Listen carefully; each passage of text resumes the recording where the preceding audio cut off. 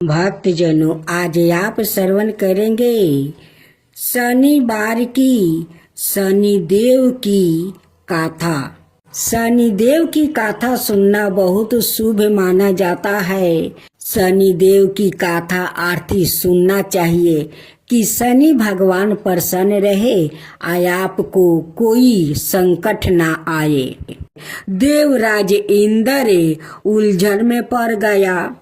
तब क्या हुआ? इंद्र बोले, मैं इस प्रश्न का उत्तर देने में असमर्थ हूँ। हम सभी पृथ्वी लोक में उज्जैनी नगरी में राजा विक्रमादित्य के पास चलते हैं।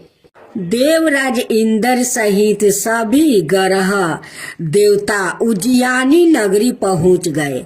महल में पहुंचकर जब देवताओं ने उनसे अपना प्रश्न पूछा तो राजा विक्रमादित्य भी कुछ देर के लिए वो परेशान हो उठे, क्योंकि सभी देवता अपनी अपनी शक्तियों के कारण महान थे। किसी को भी छोटा या बड़ा कह देने से उनके क्रोध के प्रकोप से भयंकर हानि पहुंच सकती है। तब क्या हुआ? अचानक राजा विक्रमादित्य को एक उपाय सूझा और उन्होंने विभिन्न धातुओं स्वर्ण, रजत, चांदी, कांसा, तांबा, शीशा, रंगा, जस्ता, अबरख और लोहे के 9 आसन बनवाया। धातुओं के गुणों के अनुसार भी आसनों को एक दूसरे के पीछे रखवा कर उन्होंने देवताओं को अपने अपने सिंहासन पर बैठने को कहा।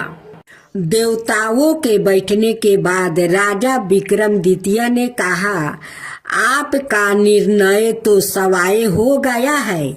जो सबसे पहले सिंहासन पर विराजमान है वही सबसे बड़ा है। तब क्या हुआ? राजा विक्रमादित्य के निर्णय को सुनकर शनि देवता ने सबसे पीछे आसन पर बैठने के कारण अपने को छोटा जानकर क्रोधित होकर कहा, राजा विक्रमादित्य, तुमने मुझे सबसे पीछे बैठाकर मेरा अपमान किया है। तुम मेरी शक्तियों से पराजित नहीं हो। मैं तुम्हारा सर्वनाश कर दूंगा।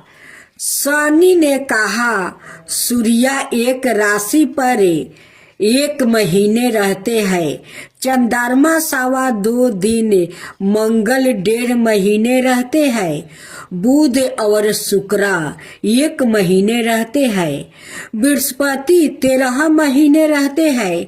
लेकिन मैं किसी राशि पर 7.5 बरस से 7.5 तक रहता हूँ। बड़े बड़े देवताओं को मैंने अपने प्रकोप से पीड़ित किया है।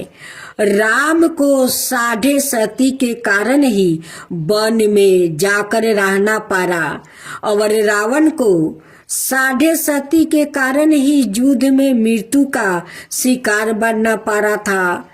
राजा, अब तू भी मेरे प्रकोप से नहीं बच सकेगा। इसके बाद अन्य ग्रहों के देवता तो प्रसन्नता के साथ चला गया, परंतु शनि देव बड़े क्रोध के साथ वहां से विदा हुआ। तब क्या हुआ? राजा विक्रमादित्य पहले की तरह ही अन्याय करते रहे। उनके राज्य में सभी स्त्री पुरुष बहुत आनंद से वो जीवन बिताता रहा। कुछ दिनों ऐसे ही बीत गया। उधर शनि देवता अपने अपमान को भूले नहीं थे। विक्रमादित्य से बदला लेने के लिए एक दिन शनि देव ने घोड़े के व्यापारी का रूप धारण किया और बहुत से घोड़ा के साथ उज्जैनी नगरी पहुंच गया। राजा विक्रमादित्य ने राज्य में किसी घोड़े के व्यापारी के आने का समाचार सुना तो अपने अश्वपाल को कुछ घोड़े खरीदने के लिए भेज दिया। घोड़े बहुत कीमती थी।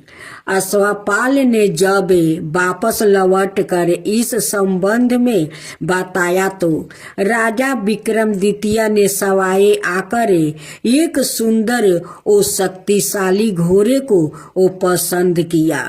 घोड़े की चाल देखने के लिए राजा उस घोड़े पर सवार हुआ तो वह घोड़ा बिजली की गति से दौड़ पड़ा। तब क्या हुआ? वही हुआ जो होना था। तेजी से दौड़ता घोड़ा राजा को दूर एक जंगल में ले गया और फिर राजा को वहां गिरा कर जंगल में कहीं गायब हो गया। राजा अपने नगर को लौटने के लिए जंगल में भटकने लगा, लेकिन उन्हें लौटने का कोई रास्ता नहीं मिला। राजा को भूख प्यास लग आई थी। बहुत घूमने पर उसे एक चरवाह मिला। राजा ने उससे पानी मांगा। पानी पीकर राजा ने उस चरवाह को अपनी औंठी दे दिया। फिर उसे रास्ता पूछकर वहां जंगल से निकल कर पास के नगर में पहुंच गया। तब क्या हुआ? राजा ने एक सेठ की दुकान पर बैठकर कुछ देर आराम किया। उस सेठ ने राजा से बातचीत की तो राजा ने उसे बताया कि मैं उज्जैनी नगरी से आया हूँ। राजा के कुछ देर दुकान पर बैठने से सेठ जी की बहुत बिक्री हुई। सेठ ने राजा को बहुत भाग्यवान समझा और खुश होकर उसे अपने घर भोजन के लिए ले गया। सेठ के घर में सोने का एक हार खूंटी पर लटका हुआ था। राजा को उस कमरे में छोड़कर सेठ कुछ देर के लिए वो बाहर चला गया। तभी एक आश्चर्यजनक घटना घट गई। राजा के देखते देखते सोने के उस हार को खूंटी निगल गया। सेठ ने कमरे में लौट कर हार को गायब देखा तो चोरी का संदेह राजा पर ही किया, क्योंकि उस कमरे में राजा ही अकेला बैठा था। सेठ ने अपने नौकरों से कहा कि इस परदेशी को रस्सियों से बांधकर नगर के राजा के पास ले चलो। तब वहां क्या हुआ? राजा ने विक्रमादित्य से हार के बारे में वो पूछा तो उसने बताया कि उसके देखते ही देखते खूंटी ने हार को निगल लिया था। इस पर राजा ने क्रोधित होकर चोरी करने के अपराध में विक्रमादित्य के हाथ पांव कटवाने का आदेश दे दिया। राजा विक्रमादित्य के हाथ पांव काट कर उसे नगर की सड़क पर छोड़ दिया गया। कुछ दिन बाद एक तेली उसे उठाकर अपने घर ले गया और उसे अपने केलू पर बैठा दिया। राजा आवाज देकर बैलों को हाँकता रहता। इस तरह तेली का बैल चलता रहा और राजा को भोजन भी मिलता रहा। शनि के प्रकोप की 7.5 पूरी होने पर बरस ऋतु आरंभ हुआ। राजा विक्रमादित्य एक रात मेघमल्हार गा रहा था कि तभी नगर के राजा की लड़की राजकुमारी मोहिनी रथ पर सवार होकर उस तेली के घर के पास से वो गुजर रही थी।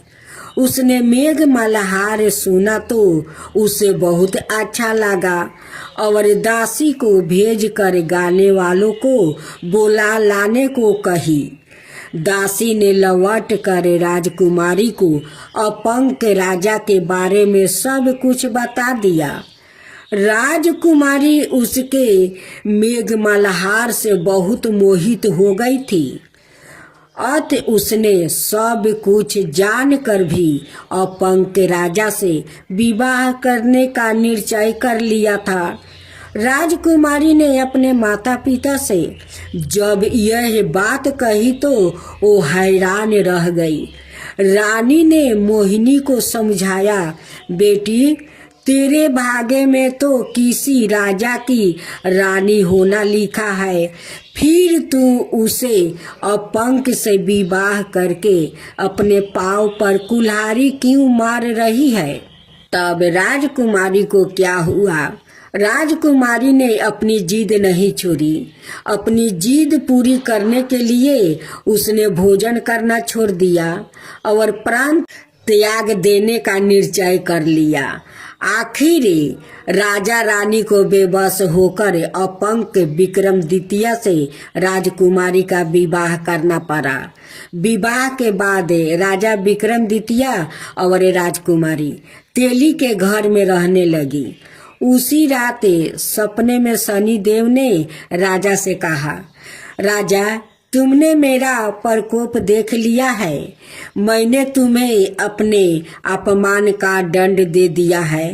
राजा ने शनिदेव से क्षमा करने को कहा और प्रार्थना की, हे शनिदेव आपने जितना दुख मुझे दिया है अनाय किसी को ना देना। तब क्या हुआ, शनिदेव ने कुछ सोच कर कहा, राजा मैं तुम्हारी प्रार्थना स्वीकार करता हूँ। जो कोई स्त्री पुरुष मेरी पूजा करेगा, शनिवार को व्रत करके मेरी व्रत कथा सुनेगा, उस पर मेरी अनुकंपा बनी रहेगी। प्रातः काल राजा विक्रमादित्य की नींद खुली तो अपने हाथ पांव देख कर राजा को बहुत खुशी हुआ। उसने मन ही मन शनिदेव को प्रणाम किया। राजकुमारी भी राजा के हाथ पांव सही सलामत देखकर आश्चर्य में डूब गई। तब राजा विक्रमादित्य ने अपना परिचय देते हुए शनिदेव के प्रकोप की सारी कहानी सुनाई। सेठ को जब इस बात का पता चला तो दौड़ता हुआ तेली के घर पहुंच गया और राजा के चरणों में गिरकर वो क्षमा मांगने लगा। राजा ने उसे क्षमा कर दिया, क्योंकि यह सब तो शनिदेव के प्रकोप के कारण हुआ था। सेठ राजा को अपने घर ले गया और उसे भोजन करवाया। भोजन करते समय वहाँ एक आश्चर्य और घटना घट गया। सबके देखते देखते उस खूंटी ने हार को उगील दिया। सेठ जी ने अपनी बेटी का विवाह भी राजा के साथ करवा दिया और बहुत से स्वर्ण आभूषण धन आदि देकर राजा को विदा किया। राजा विक्रमादित्य राजकुमारी मोहिनी और सेठ की बेटी के साथ उज्जैनी वो पहुंच गया तो नगर वासियों ने हर्ष से उनका स्वागत किया। अगले दिन राजा विक्रमादित्य ने पूरे राज्य में घोषणा करवा दिया कि शनि देव सबसे देवों में श्रेष्ठ है। प्रत्येक स्त्री पुरुष शनिवार को उनका व्रत करे और व्रत कथा अवश्य सुने। राजा विक्रमादित्य की घोषणा से शनि देव बहुत प्रसन्न हुआ। शनिवार का व्रत करने और व्रत कथा सुनने के कारण सभी लोग की मनोकामना शनि देव की अनुकंपा से पूरी होने लगी। सभी लोग आनंद पूर्वक रहने लगा। इसलिए लोग शनि भगवान को कथा सुनते हैं हाथ जोड़कर समझा।